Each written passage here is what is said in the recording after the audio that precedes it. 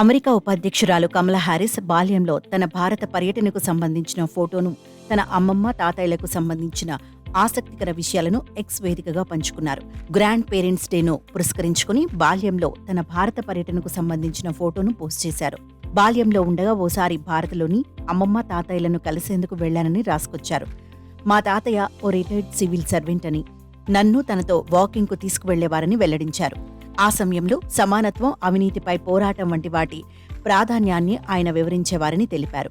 భారత స్వాతంత్ర్య ఉద్యమంలోనూ ఆయన పాల్గొన్నారని గుర్తు చేశారు. అమ్మమ్మ కూడా దేశవ్యాప్తంగా పర్యటిస్తూ కుటుంబ నియంత్రణపై మహిళలకు అవగాహన కల్పించేవారని అన్నారు. ప్రజాసేవ పట్ల వారి నిబద్ధత, మంచి భవిష్యత్తు కోసం చూపిన పోరాట స్ఫూర్తి నన్ను నడిపిస్తున్నాయని పేర్కొన్నారు. భవిష్యత్తు తరాలను తీర్చిదిద్దే, అందరికీ స్ఫూర్తిగా నిలిచే బామ్మలు, తాతలకు హ్యాపీ గ్రాండ్ పేరెంట్స్ డే అని కమలా హారిస్ ట్వీట్ చేశారు. అయితే కమలా హారిస్ తల్లి శ్యామలా గోపాలన్ భారతీయురాలే కాగా ఆమె తండ్రి పివి గోపాలన్.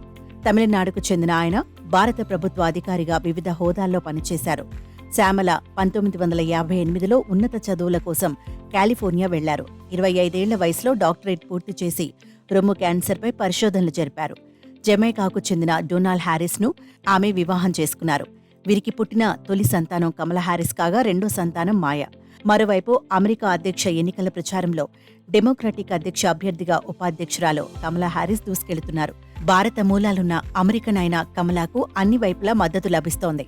విరాళాల సేకరణలోనూ ముందంజలో ఉన్న ఆమె రిపబ్లికన్ పార్టీ అభ్యర్థి డొనాల్డ్ ట్రంప్ కంటే రెట్టింపు విరాళాలను ఆమె సేకరించారు. ఇక అమెరికాలోని పలు రాష్ట్రాల్లో నిర్వహిస్తున్న పోల్ సర్వేల్లో కమలా హారిస్ ఆధిక్యంలో ఉన్నట్లు సమాచారం. ఇటీవలి న్యూయార్క్ టైమ్స్, సియానా కాలేజ్ సంయుక్తంగా స్వింగ్ స్టేట్స్లో పోల్ సర్వేని నిర్వహించాయి. ఈ సర్వేలో కమల 4 పాయింట్ల ఆధిక్యంతో మాజీ అధ్యక్షుడు, రిపబ్లికన్ పార్టీ అభ్యర్థి డొనాల్డ్ ట్రంప్పై ముందంజలో ఉన్నట్లు పేర్కొంది.